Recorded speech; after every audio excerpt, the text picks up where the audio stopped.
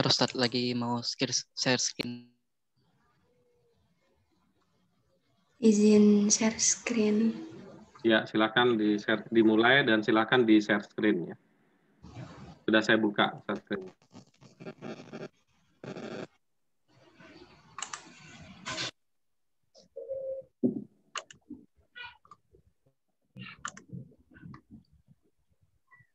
Udah muncul? Sudah. Oke. Silakan saya ini. Bismillahirrahmanirrahim. Assalamualaikum warahmatullahi wabarakatuh.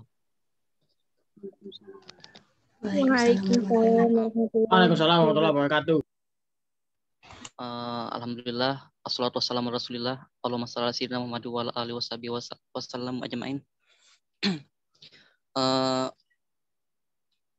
Sambil ini ya membuka kuliah kita hari ini juga, mari kita sama-sama membaca surah Al-Fatihah. Al-Fatihah. Bismillahirrahmanirrahim. Maliki yaumiddin. Iyyaka na'budu wa iyyaka nasta'in. Ihdinas siratal mustaqim. Siratal ladzina an'amta 'alaihim ghairil semoga dengan baca Al-Fatihah tadi menambah keberkahan kuliah kita pada hari ini. Langsung saja, hari ini kami dari kelompok 6 akan mempresentasikan tentang sistem akuntansi pemerintah pusat dengan anggota kelompok yaitu Ais Rifah Salamah, Muhammad Zaini, dan Sayyidatina Latifah. Langsung saja untuk materi pertama yang akan dibawakan oleh saya sendiri. Kepada saya sendiri, persilahkan. Next.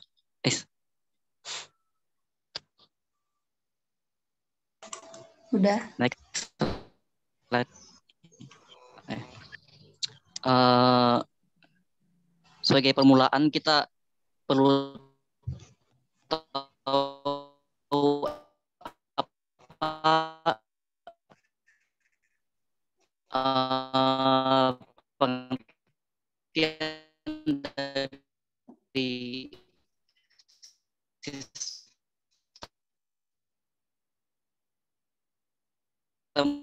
akuntansi pemerintah pusat atau yang disingkat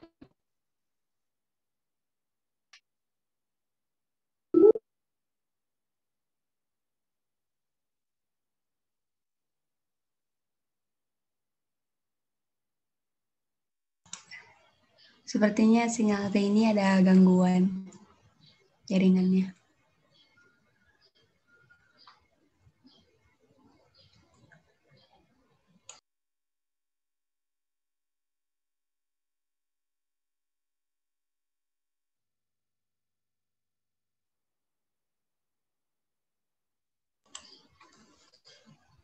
maaf teman-teman, tadi jaringan. Lanjut ya. Jadi sistem akuntansi pemerintah pusat ini adalah serangkaian prosedur baik manual maupun terkomputerisasi, mulai dari pengumpulan data, pencatatan, pengiktisaran, sampai dengan pelaporan posisi keuangan dan operasi keuangan pemerintah pusat. Next.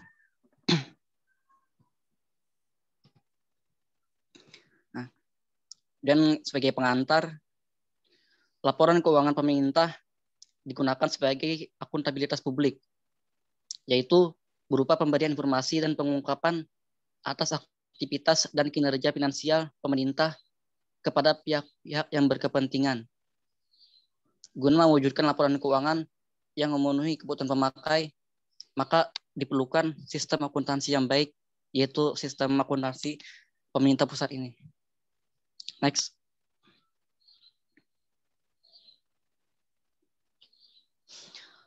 Penerapan sistem akuntansi pemerintah pusat adalah untuk unit-unit organisasi pemerintah pusat yang keuangannya dikelola langsung oleh pemerintah pusat, seperti lembaga tertinggi negara yaitu MPR, lembaga tinggi negara seperti DPR, DPA, MA, departemen atau lembaga dan departemen atau lembaga non-departemen. Sedangkan ada juga SAPP yang tidak diterapkan oleh pemerintah, yaitu untuk pemerintah daerah, BUMN atau BUMD, bank pemerintah, dan lembaga keuangan milik pemerintah. Next.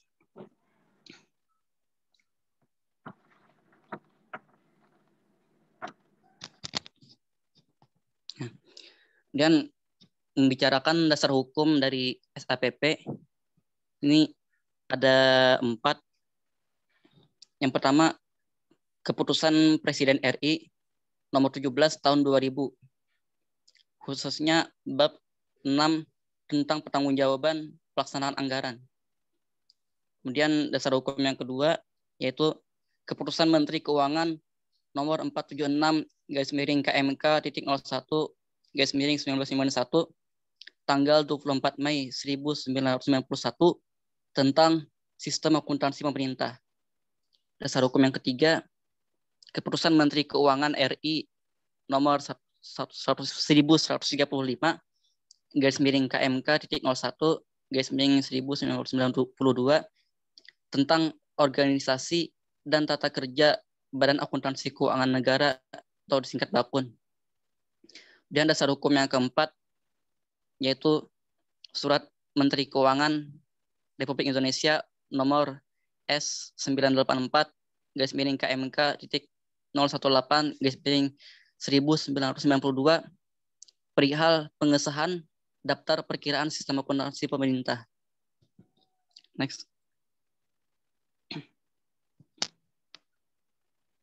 Nah, kemudian tujuan dari adanya SAPP atau sistem akuntansi pemerintah pusat ini yaitu 1, menjaga aset atau safeguarding aset, agar aset pemerintah dapat terjaga, itu maka dilakukanlah serangkaian proses pencatatan, pengolahan, dan pelaporan keuangan yang konsisten sesuai dengan standar. Tujuan yang kedua yaitu memberikan informasi yang relevan. Maksudnya ialah menyediakan informasi yang akurat dan tepat waktu tentang anggaran dan pemerintah pusat, baik secara nasional maupun instansi yang berguna sebagai dasar penilaian kinerja untuk menentukan ketaatan terhadap penilaian kinerja, untuk menentukan ketaatan terhadap otorisasi anggaran dan tujuan akuntabilitas. Next.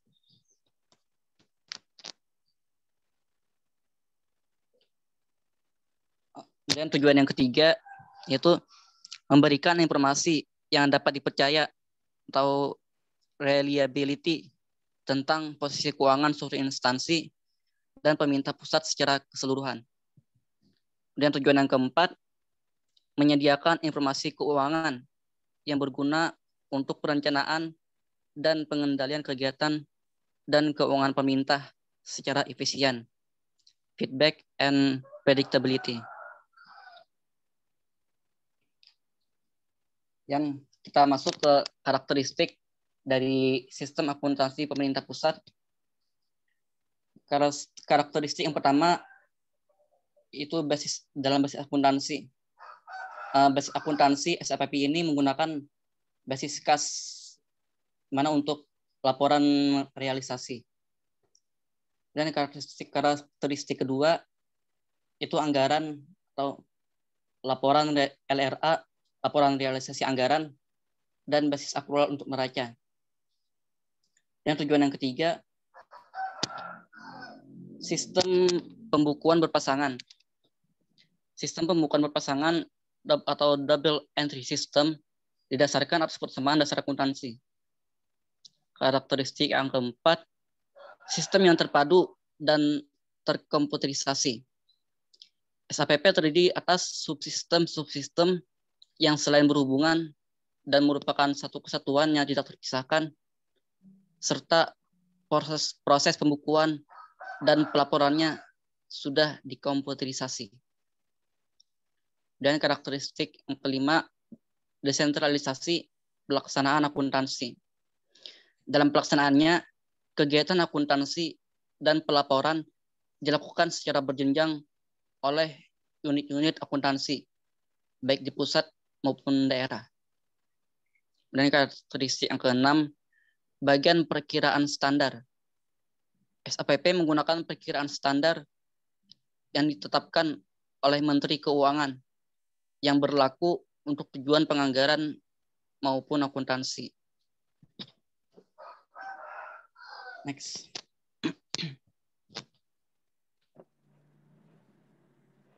Nah, SAPP ini diklasifikasikan menjadi 2 sistem, yaitu yang pertama sistem akuntansi pusat, kedua sistem akuntansi instansi. Next. Ini apa nih?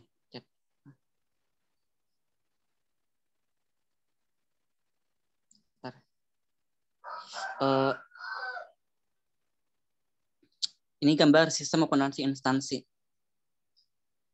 Mungkin bisa next aja ya. Next.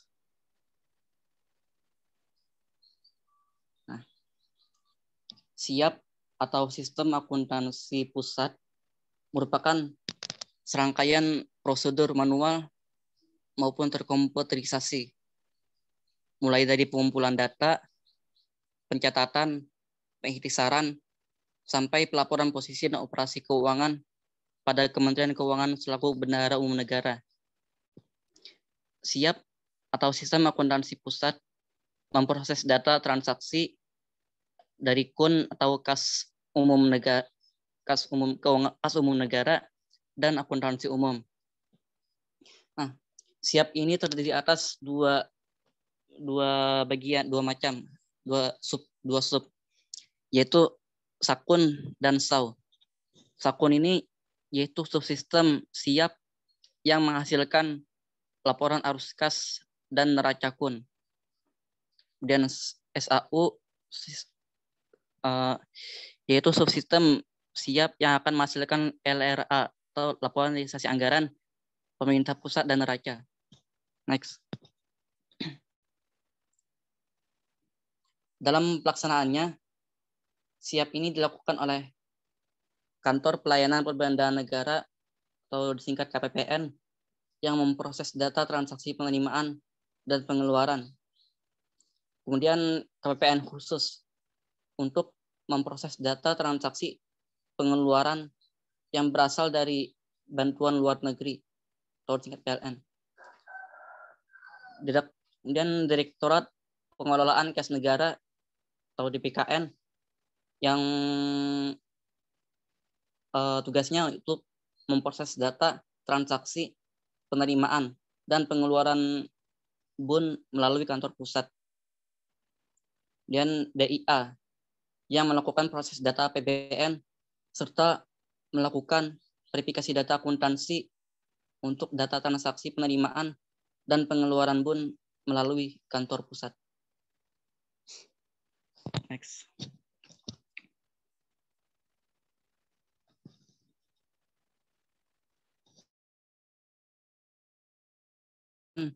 Laporan yang dihasilkan sistem akuntansi pusat yaitu yang pertama, KPPN menyusun laporan arus kas, neraca KUN, dan LRA di wilayah kerjanya. Laporan tersebut disampaikan ke kantor wilayah Direktorat Jenderal Perbendaharaan setiap bulan. KPPN khusus memproses data transaksi pengeluaran yang berasal dari PLN. Jadi di KPPN ini ada namanya KPPN khusus yang khusus memproses data yang berasal dari bantuan luar negeri. Yang mana data ini, laporan ini disampaikan ke DIA setiap bulan.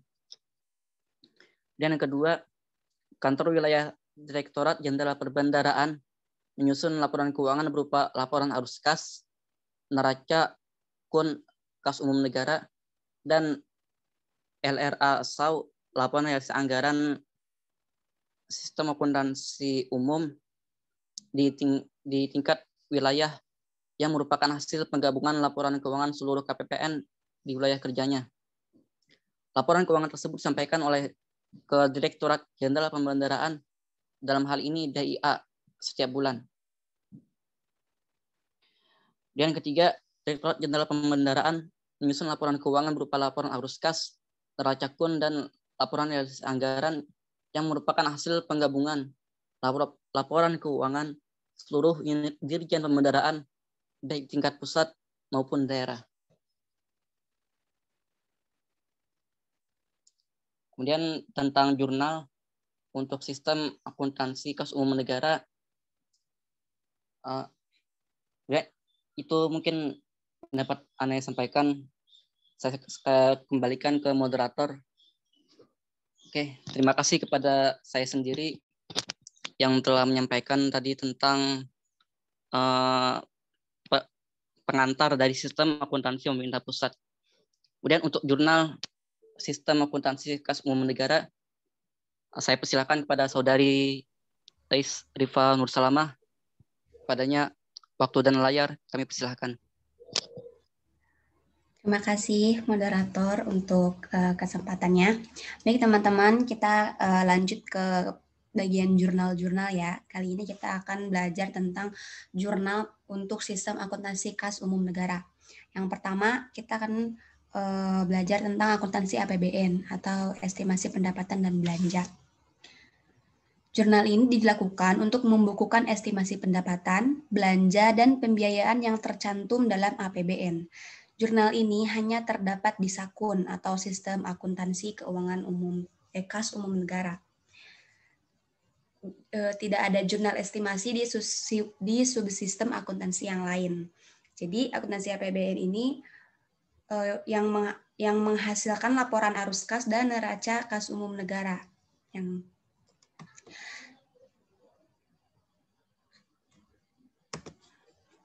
Bentar, ini kenapa nggak pindah ya?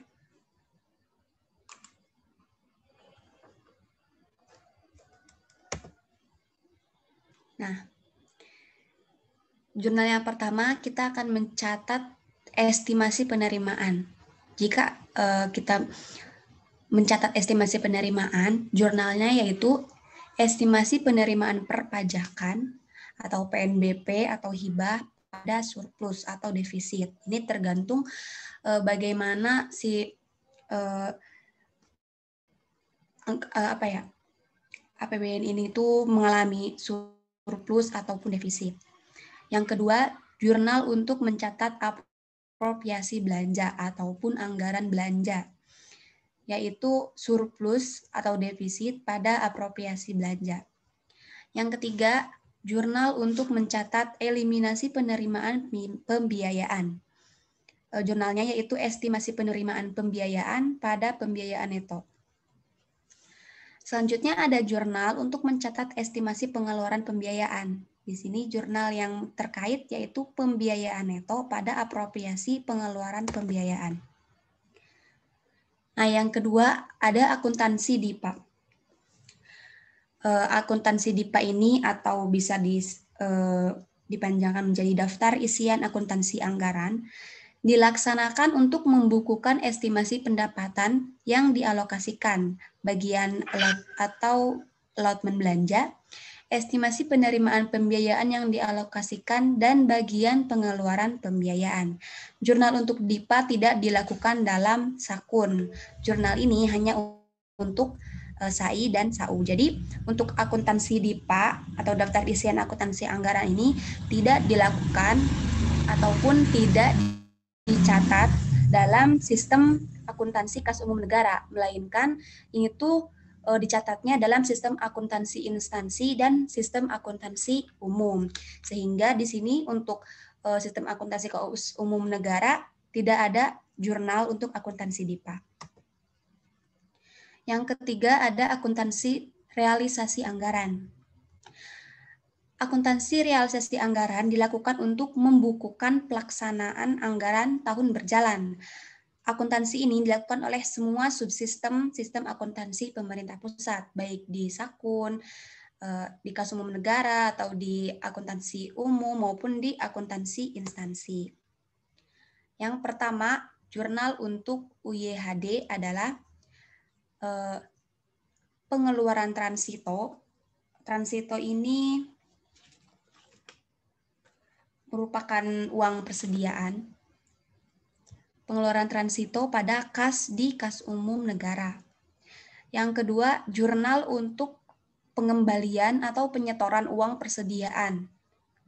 Jurnal yang terkaitnya yaitu kas di kas umum negara pada penerimaan transito. Yang ketiga, jurnal untuk realisasi pendapatan, yaitu kas di kas umum negara pada pendapatan. Di sini pendapatannya bisa disesuaikan ya menurut bagaimana transaksinya itu. Selanjutnya ada jurnal untuk pengembalian pendapatan, yaitu pengembalian pendapatan pada kas di kas umum negara. Jadi ini pengembalian pendapatannya tergantung pada transaksi yang di dalam soal pendapatan apa gitu. Dan yang ketiga, jurnal yang selanjutnya jurnal untuk realisasi belanja, yaitu belanja pada kas di KPPN atau BUN. Dalam sistem akuntansi kas umum negara, tidak ada jurnal korolari. Jurnal korolari ini jurnal kedua yang dibuat setelah jurnal anggaran. Nah, jurnal ini dibuat untuk mengakui rekening-rekening neraca yang timbul akibat transaksi rekening-rekening APBD. Nah, untuk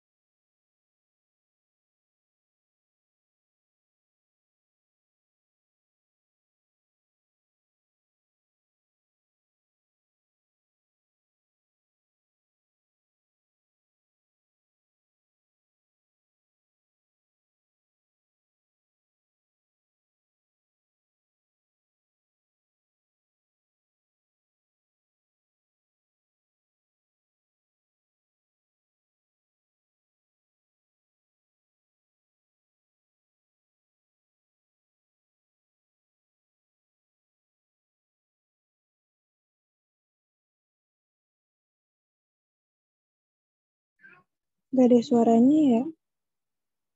Please keluar.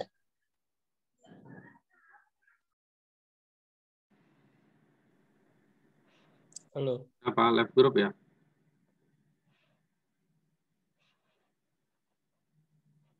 Iya Pak, keluar.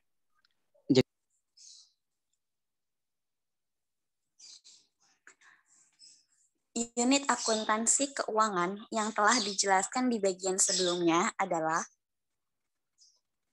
yang pertama, terdapat unit akuntansi pengguna anggaran atau UAPA yang berada pada level kementerian atau lembaga. Yang kedua, unit akuntansi pembantu pengguna anggaran eselon 1 UAPPA-E1 yang berada pada level eselon 1. Yang ketiga, unit akuntansi pembantu pengguna anggaran wilayah UAPPA-W yang berada pada tingkat wilayah. Yang keempat, unit akuntansi kuasa pengguna anggaran UAKPA yang berada pada level kuasa pengguna anggaran atau kantor.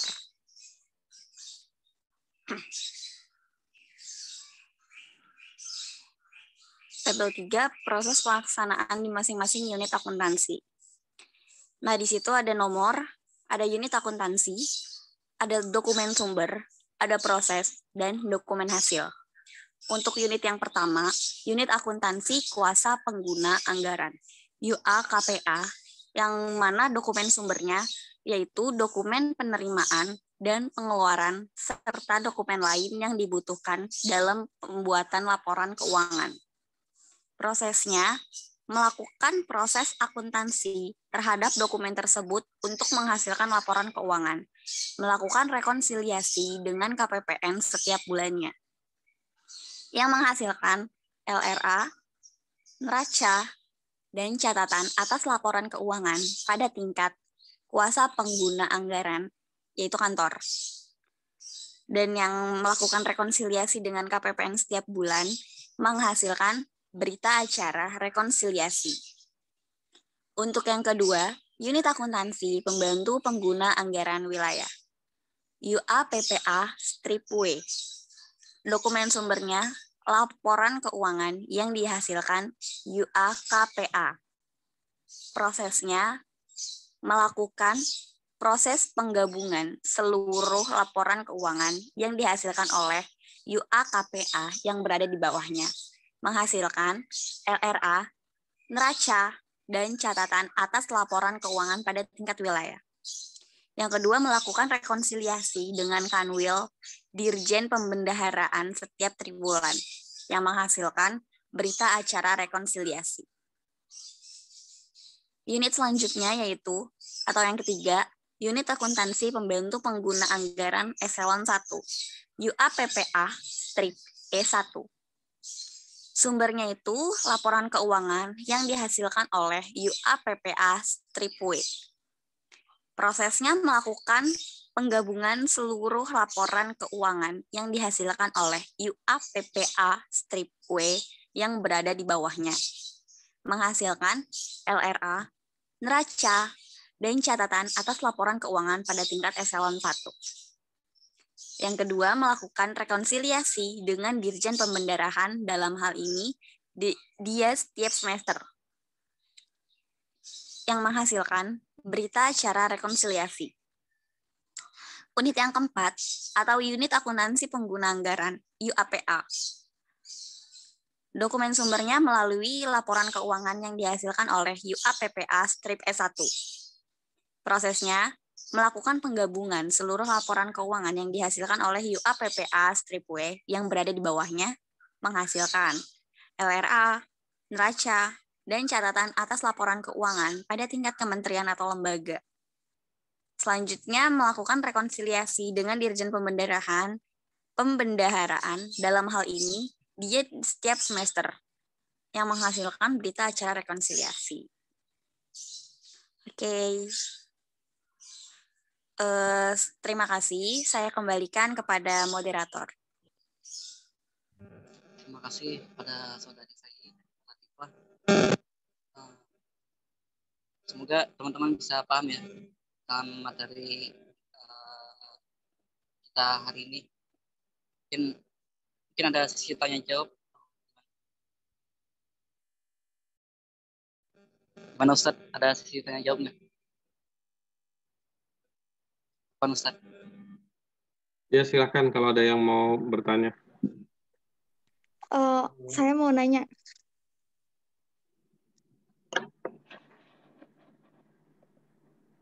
Langsung aja. Tadi kan di slide-nya itu SAAP itu terbagi menjadi 2 subsistem ya. Yang pertama itu ada sistem akuntansi pusat dan yang kedua itu sistem akuntansi instansi. Nah, dari kedua subsistem itu hal-hal apa aja sih yang membedakan antara keduanya gitu? Entah itu dari mungkin pencatatan, terus juga hukumnya, dasar-landasan hukumnya, terus dan lain sebagainya gitu. Hal-hal yang membedakan kedua subsistem tersebut. Udah itu aja. Terima kasih. Sama-sama. Terima kasih juga atas pertanyaannya. Mungkin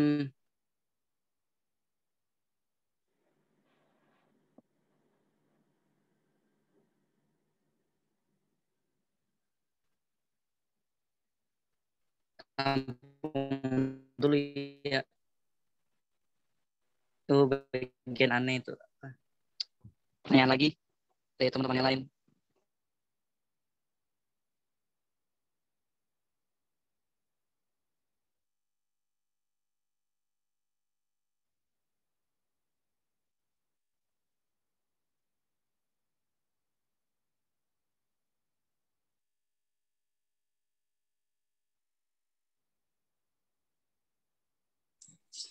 Ayo teman-teman, ada yang mau nanya lagi nggak? Jangan sampai nyesel loh nggak nanya.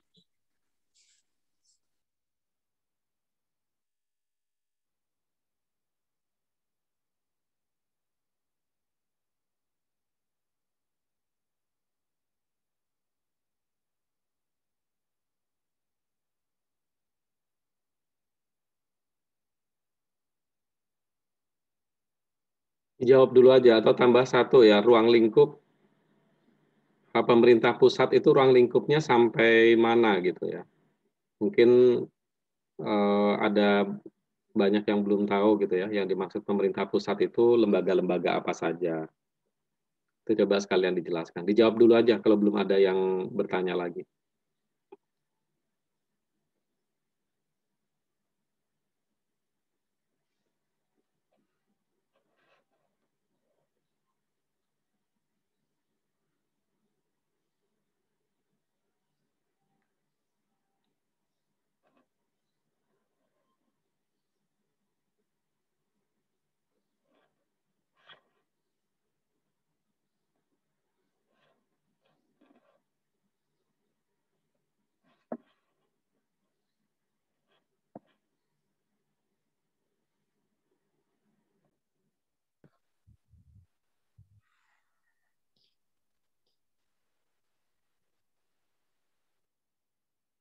Coba ya, tadi kalau dari sisi definisi, ya sistem akuntansi pemerintah pusat itu ada dua ya, sistem akuntansi bendahara umum negara dan sistem akuntansi instansi.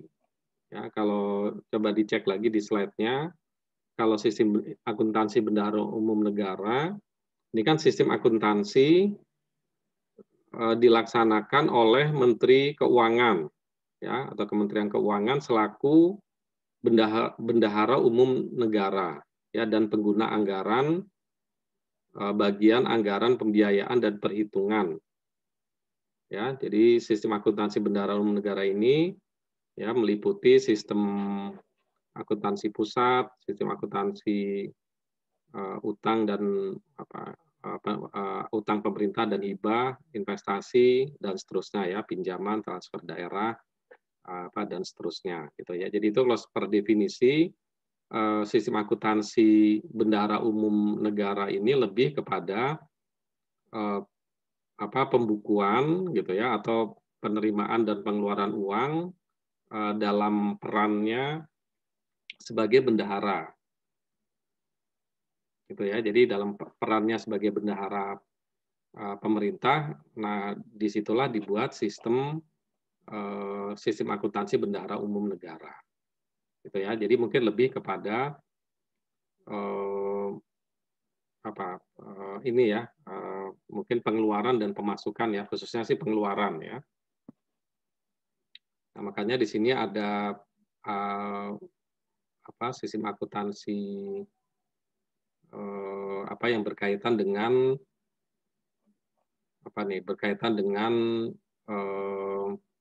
subsistemnya ya, sistem akuntansi pusat, akuntansi utang, investasi, kemudian pinjaman, transfer daerah, belanja subsidi dan belanja lain-lain, transaksi khusus, kemudian akuntansi badan lainnya.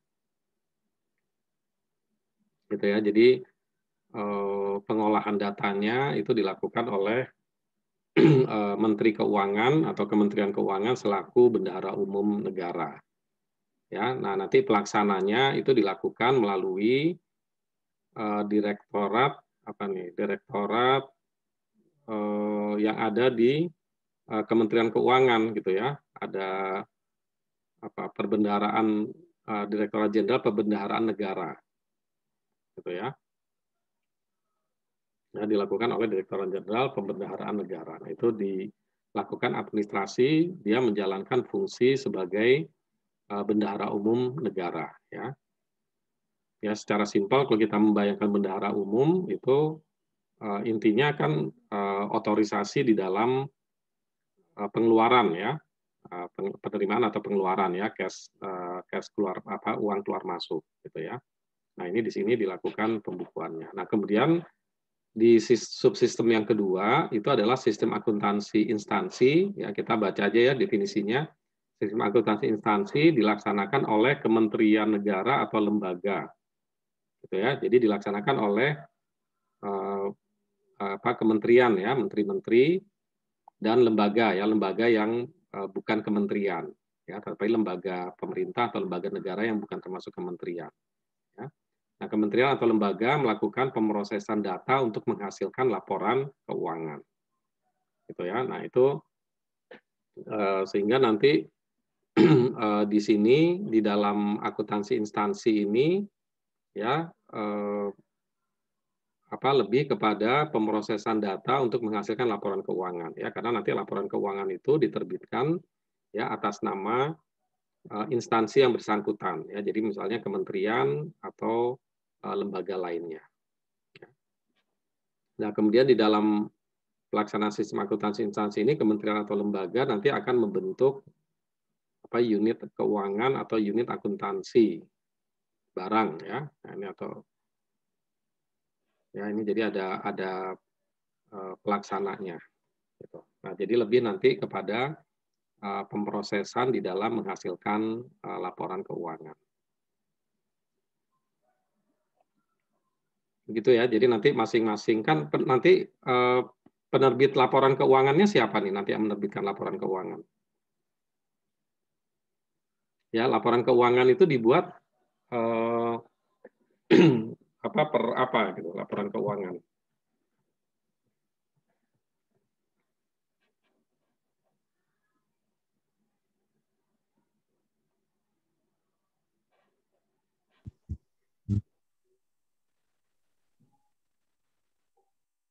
Per bulan, Pak.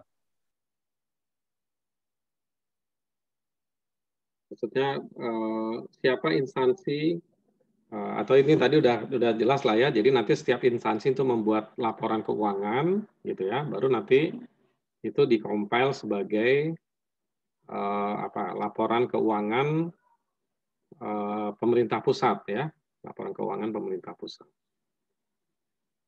Oke, jadi itu tambahan penjelasan dari saya tentang pertanyaan yang pertama tadi.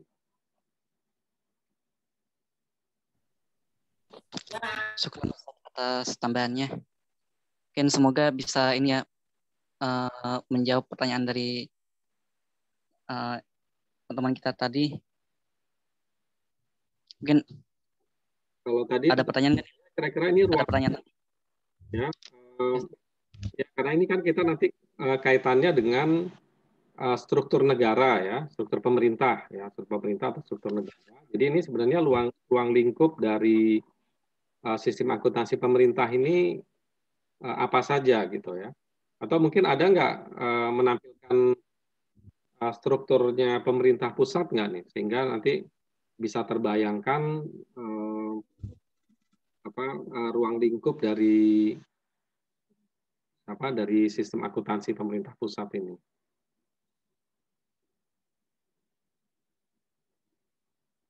Gimana? Coba kelompok yang ini, yang presentasi.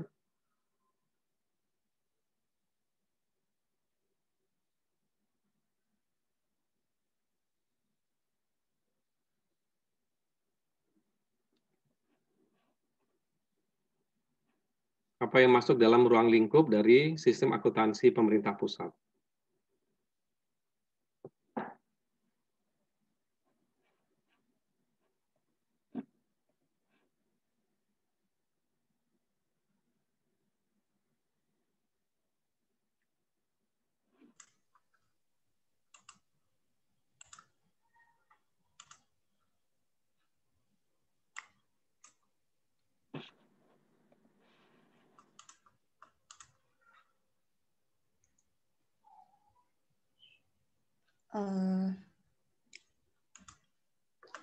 Ada suaranya nggak?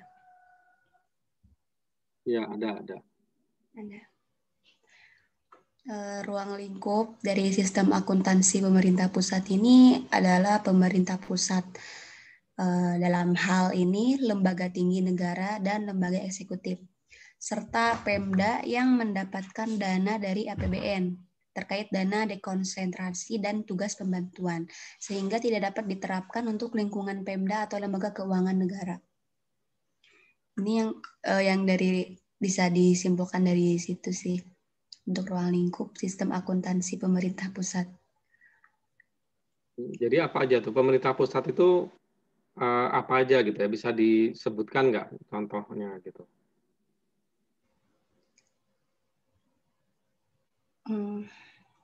Kan kalau bilang unit organisasi atau instansi pemerintah pusat itu apa aja sih misalnya gitu? Kita bisa merujuk juga kepada struktur negara ya. Ya.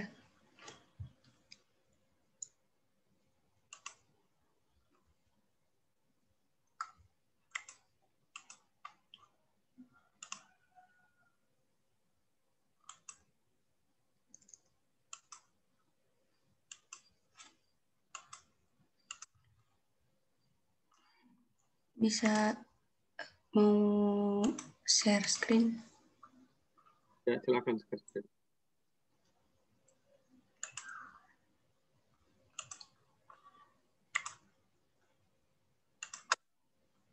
Kalau ini gimana Ustadz? Jadi di sini tentang sistem akuntansi dan pelaporan keuangan pemerintah pusat. Ya. Ini kan ada struktur dari keuangan negara yang tingkat tertingginya itu di presiden, dikuasakan menteri keuangan dan menteri teknis atau ketua lembaga, dan diserahkan pada gubernur atau wali kota. Gubernur wali kota masuk dalam sistem akuntansi pemerintah pusat nggak? Kayaknya ini apa ya?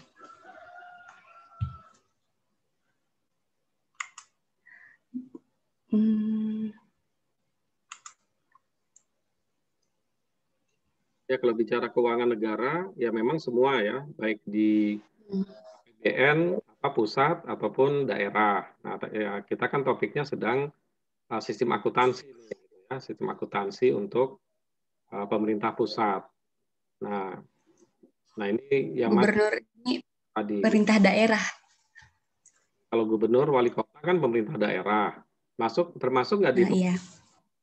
dalam sistem akuntansi yang sedang kita bahas? Nah, hanya untuk dana apa tadi, dekonsentrasi. Ya. Itu kan bukan pemerintah daerah ya, dana dekonsentrasi itu kan karena ada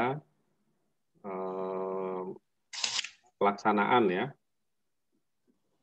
karena sumber dananya dari APBN gitu. Jadi khusus untuk dana itu saja, bukan kelembagaan di daerahnya gitu ya. Jadi kalau yang di pusat gitu ya, jadi apa saja nih yang masuknya gitu.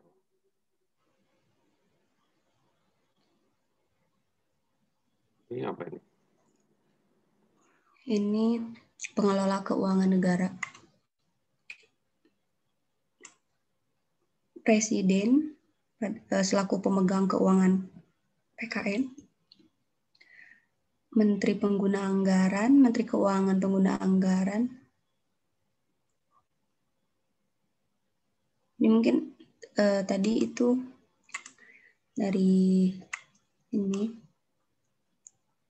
Jadi nanti dalam kita membahas ini ya, materi ini ya, nanti memang perlu dibedakan keuangan ya. Kalau keuangan kan memang itu payungnya kan memang undang-undang tentang keuangan ya, undang-undang tentang keuangan negara itu kan memang payungnya ya. Nah, tapi mungkin kita di sini bicara yang lebih spesifik, yaitu yang berkaitan dengan sistem akuntansi gitu ya. Nah, sistem akuntansi nanti dibedakan kan, ada sistem akuntansi pemerintah pusat gitu kan, kemudian juga ada akuntansi keuangan daerah ya. Nah, itu ada juga nanti akuntansi keuangan daerah, mungkin di kelompok yang pekan depan ya. Nah, jadi kalau sistem akuntansi pemerintah pusat gitu ya, intinya adalah kelembagaan yang ada di pemerintah pusat gitu. Apa sih kelembagaan yang ada di pemerintah pusat? Kita coba kira-kira apa kelembagaan yang ada di pemerintah pusat ya. Kalau di definisi yang ruang lingkup tadi itu adalah unit organisasi ya. Jadi organisasi pada pemerintah pusat ya. Jelas di sini unit organisasi itu kalau yang berdasarkan Undang-Undang Dasar ada apa aja tuh? Kalau yang berdasarkan Undang-Undang Dasar ada lembaga eksekutif. Ya, lembaga eksekutif. Lembaga eksekutif apa itu? Legislatif, yudikatif. Ya, nah, eksekutif siapa eksekutif? MPR. Presiden. Yuk. Presiden, wakil presiden, sama kementeriannya. Ya, presiden, ya. Kalau menurut Undang-Undang Dasar 45 kan lembaga eksekutif itu adalah presiden ya. Ya.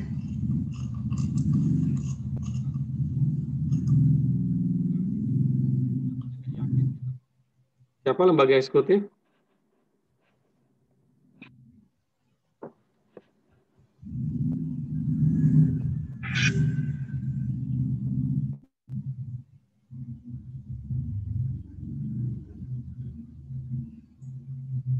Ya, lembaga eksekutif adalah presiden ya, presiden dan wakil presiden gitulah ya. Kemudian nanti ada lagi apa? Lembaga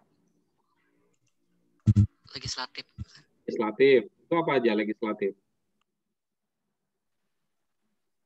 DPR, MPR. DPR. Nah, DPR, kemudian apa lagi? MPR. DPR, MPR, kemudian DPD. DPD. Ya, itu adalah lembaga legislatif. Ini berdasarkan Undang-Undang Dasar 45 ya. Jadi ada eksekutif, ada presiden, wakil presiden, ada eksekutif, ada legislatif, ada DPR, DPD, ya, DPR, DPD, kemudian MPR, ya. Kemudian ada lembaga apa lagi? Yudikatif. Yudikatif. Mahkamah Agung, Mahkamah Konstitusi. Mahkamah Konstitusi. Kemudian Komisi Yudisial. Komisi Yudisial. Itu ya. Tuh, jadi itu ini adalah lembaga-lembaga di pusat. Kemudian ada satu lagi apa? Yang keuangan? BPK. Ya, BPK, ya, Badan Pemeriksa Keuangan, ya. Nah, ini adalah lembaga-lembaga yang kaitannya dengan pemerintah pusat, nanti yang di bawah jadi termasuk lembaga-lembaga ini, gitu ya. Kan lembaga-lembaga ini kan ada ininya yang mengelola anggarannya, gitu ya. Nah, nanti di bawah presiden itu barulah nanti ada menteri, ya, menteri dan lembaga yang ada lembaga yang setara dengan menteri, ya, seperti kejaksaan, kepolisian, gitu ya. Kemudian nanti ada lembaga negara yang bukan kementerian, ya, lembaga non kementerian, lembaga pemerintah yang bukan kementerian, ya, seperti lembaga-lembaga instansi-instansi, ya, instansi yang seperti di BPKP, kemudian mungkin lembaga penelitian, LIPI, tidak di bawah menteri, gitu ya, tapi langsung bertanggung jawab kepada langsung bertanggung jawab kepada presiden, tetapi levelnya di bawah kementerian, gitu ya, levelnya di bawah kementerian. Nah, itu adalah termasuk lembaga-lembaga yang itu masuk di eksekutif, ya, karena itu adalah pelaksana negara, gitu ya. Nah, tadi disebutkan juga ada eselon 1 ya yang memegang anggaran, ya. Tadi yang penjelasannya kalau saya nggak salah. Iya. Tadi yang terakhir, ya kan, ya. Nah, ini itu adalah yang dirjen, ya, misalnya dirjen atau sekretaris jenderal kementerian, gitu ya, itu adalah yang nanti mengelola anggarannya, gitu. Nah, demikian pula dengan lembaga-lembaga lain selain eksekutif, ya, legislatif, yudikatif, dan BPK ini, ya, nanti kan di sini ada fungsi eselon 1-nya, gitu ya, ada kelembagaan eselon 1-nya, ya, ada sekretariat jenderalnya itu yang selevel dengan eselon 1, ya itu adalah instansi pemerintah yang tertinggi ya, eselon 1 itu. Nah, itulah nanti yang mengelola anggaran, ya mengelola anggaran. Nah, di sini masuk ke dalam ruang lingkup di sistem akuntansi pemerintah pusat, gitu ya. Nah, jadi instansi-instansi inilah yang nantinya masuk ke dalam bagian dari sistem akuntansi pemerintah pusat ini, gitu ya. Jadi kalau tadi ada dua jenis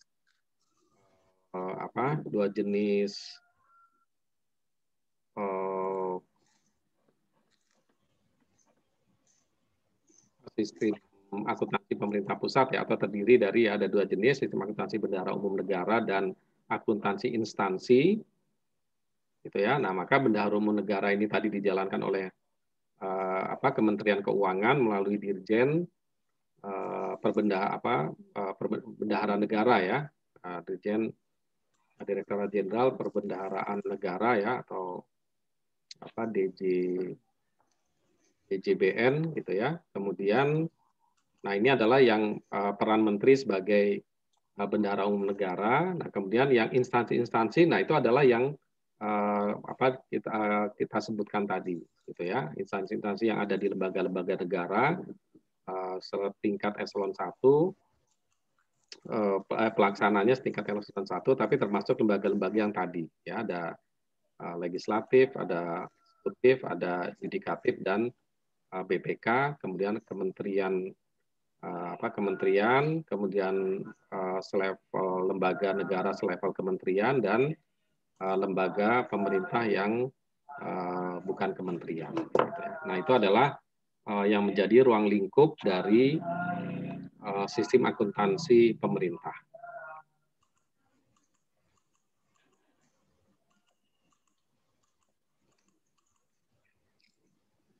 Ya, itu. Mungkin ada yang lain, ada pertanyaan atau diskusi yang lain? Silakan.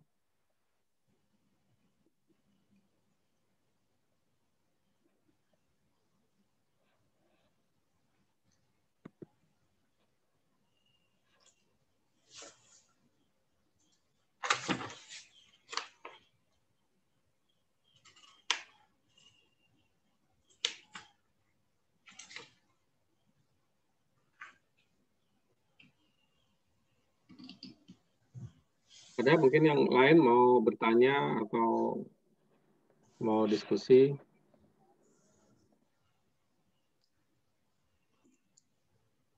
Insya Allah dari saya cukup, Ustaz. Teman-teman gimana? Cukup dari anak.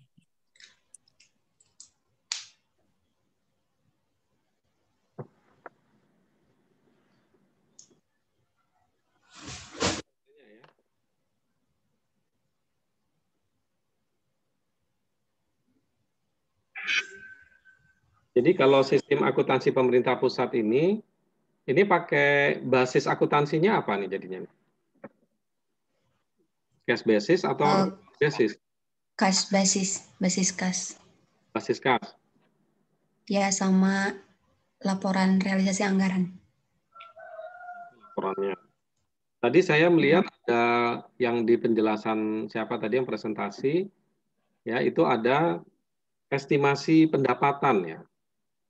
Pendapatan pajak atau apa tadi ya. Nah, ini jadi kalau masih estimasi, apakah itu sudah cash basis atau gimana? Kan estimasi, kalau estimasi kan berarti belum realisasi ya, atau seperti apa itu? Kenapa jurnalnya estimasi?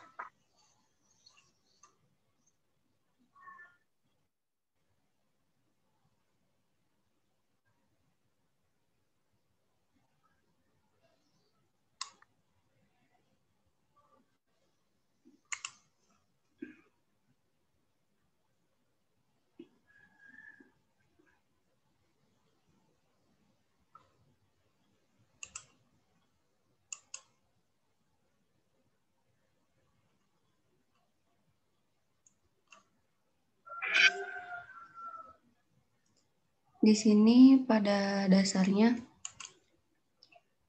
basis kas itu memang pencatatan yang dilakukan itu setelah sudah diterima ataupun sudah dikeluarkan. Di sini kita materinya dari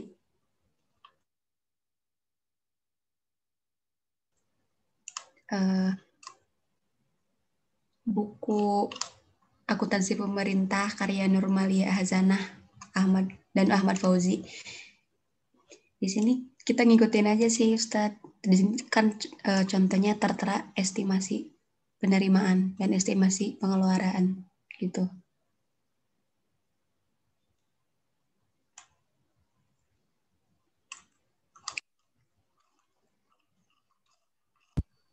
Mungkin untuk anggaran aja Ustadz estimasinya. Jadi untuk perencanaan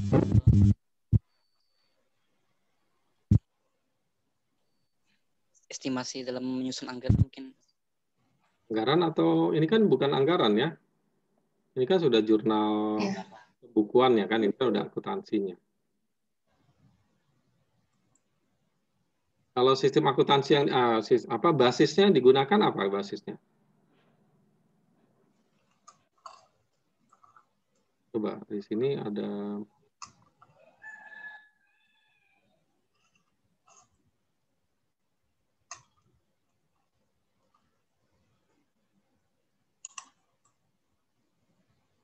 ya, jadi kalau kita lihat di di SAPP ini ya, basisnya akuntansi, ini adalah cash CTA ya, istilahnya cash toward accrual. Ya, jadi basis akuntansi ini yang digunakan dalam laporan keuangan pemerintah adalah basis kas untuk pengakuan pendapatan, belanja, dan pembiayaan ya dalam laporan realisasi anggaran. Gitu ya. Jadi ada cash-nya, ada accrual-nya sebenarnya gitu ya. Nah, tetapi untuk keperluan pengakuan pendapatan ya di APBN gitu ya. Gitu ya. Jadi untuk pencatatan di APBN pendapatan, belanja, dan pembiayaan ya dalam kan APBN itu kan anggaran ya. Kemudian nanti setelah APBN-nya selesai, tahun anggarannya selesai, maka membuat apa yang setelah itu membuat apa pemerintah? Setelah APBN selesai, jadi misalnya ini APBN tahun 2020 kan sudah selesai. Kemudian pemerintah membuat apa? Membuat akuntansi realisasi anggaran. Realisasi anggaran, gitu ya. Nah, dalam realisasi anggaran inilah digunakan basis kas.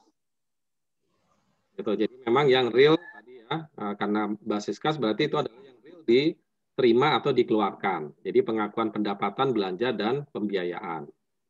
Ya, itu adalah untuk keperluan laporan realisasi anggaran. Nah, tapi nanti basis akrual itu akan digunakan untuk keperluan yang berkaitan dengan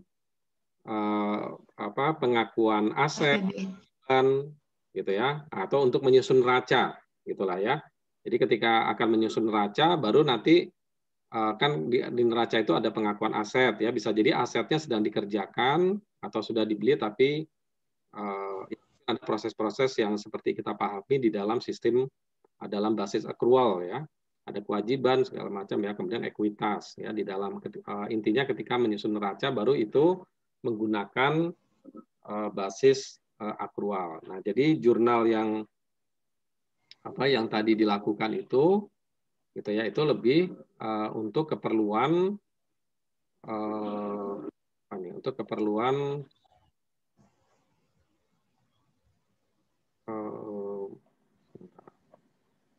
ya bukan dibukukan di buku kas gitu ya. Nah, maksudnya gitu ya, bukan dibukukan di buku kas, tetapi di jurnal yang nanti masuk kepada aset, kewajiban, dan ekuitas.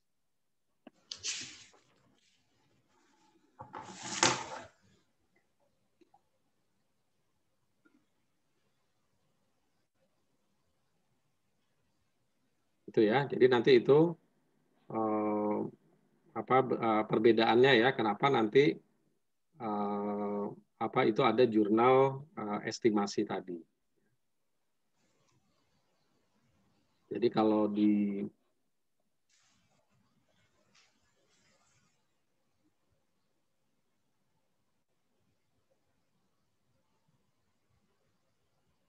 ya kalau di estimasi apa tadi penerimaan ya, estimasi pendapat ya kan ini mungkin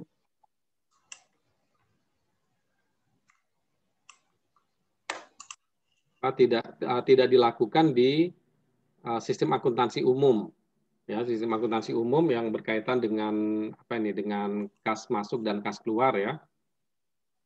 Nah, itu tidak dilakukan jurnal ya, jurnal itu hanya dilakukan di sistem akuntansi keuangan apa SAKUN ya, SAKUN. Nah itu jadi saya kira nanti itu ada perbedaannya ya. Jadi betul cash ya, tetapi di dalam sistem akuntansi pemerintah ini disebutkan basis kas ya, tapi sudah kalau sebutannya cash toward accrual gitu ya. Jadi memang ada yang masih murni kas, tapi sebagian sudah mulai menggunakan accrual. Nah, tapi dalam APBN dan laporan realisasi anggaran, ya itu masih jelas disebutkan menggunakan sistem basis kas. Gitu ya. Saya kira itu.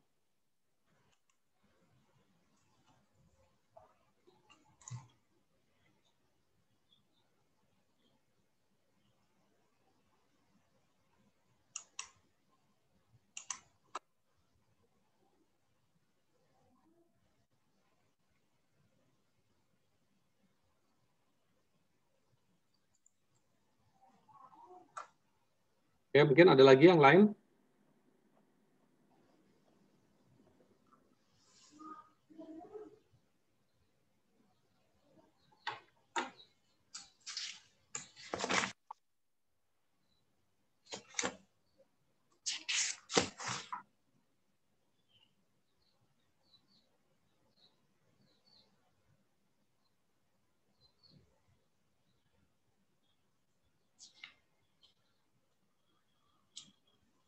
Ya, jadi tadi apa sumbernya dari mana? Apa jurnalnya ngelihat di dari sini. Dari apa buku atau dari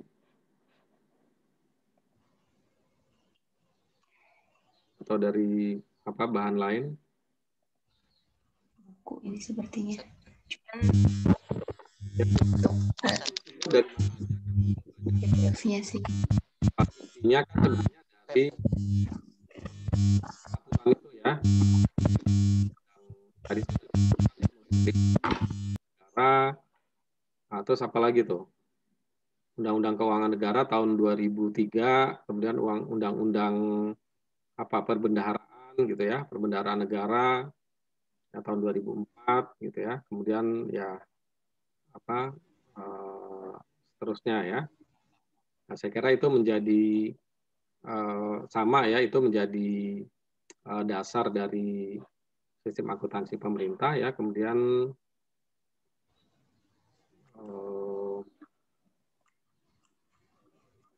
ya saya kira itu ya yang dasar yang digunakan ya. Nanti kan juga ada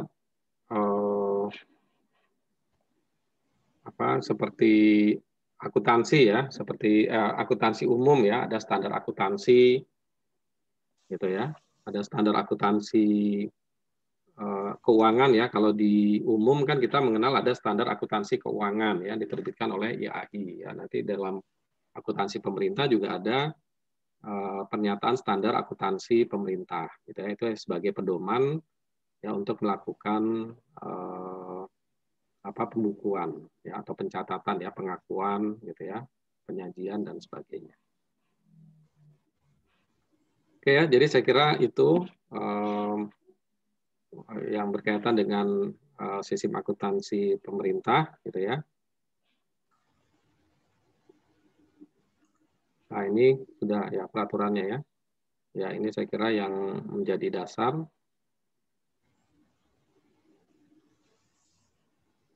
Kepres tentang tahun 2000 ya, undang-undang kan undang-undangnya tahun 2003 ya. Ya, nanti dicoba dicek lagi aja ya untuk peraturan-peraturan yang update-nya ya. Saya kira yang paling utama peraturan adalah peraturan keuangan negara gitu ya, kemudian peraturan perbendaharaan negara, nah, mungkin nanti ada peraturan turunan-turunannya gitu ya.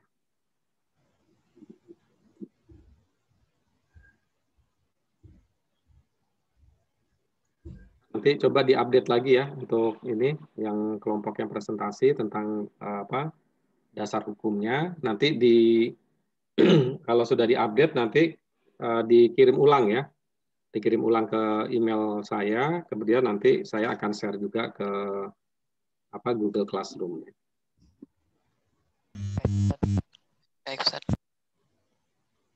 Oke, saya kira dari saya itu. Gitu ya. Ini juga memang sebenarnya materinya sangat banyak ya, tapi kita hanya minimal kita memahami tadi yang saya sampaikan gitu ya, tentang ruang lingkupnya gitu ya, kemudian basisnya yang penting basis pencatatannya ya, kemudian jenis laporan ya, saya kira tadi sudah ya, jenis laporan saya kira tidak terlalu sulit ya untuk memahami gitu ya, untuk jenis-jenis laporan, hanya kalau dibandingkan dengan akuntansi umum ya atau akuntansi privat ya, nah, itu bedanya mungkin yang di APBN tadi ya, ada APBN, ada anggaran, kemudian nanti ada ada realisasi anggarannya gitu ya, kemudian nanti bentuk laporan neracanya yang lain. Oke, saya kira dari saya itu saja sebagai tambahan gitu. Yang lain dari kelompok yang presentasi cukup atau ada lagi yang mau disampaikan? Cukup, Ustadz. Oke, terima kasih kepada kelompok yang sudah presentasi ya. Mudah-mudahan ini memberikan insight ya atau gambaran kita tentang sistem akuntansi pemerintah ya. Oke, dari saya itu saja ya. Aplaus untuk kelompok berapa ini? 6 atau 7? Kelompok 6. 6, Pak. Oke ya. Baik, terus nanti jangan lupa absensinya ya. Untuk absensinya saya tadi belum sempat buat di Google Classroom, jadi nanti langsung di grup WA aja ya untuk absensi. Oke, dari saya itu saja. Assalamualaikum warahmatullahi wabarakatuh. Waalaikumsalam warahmatullahi wabarakatuh.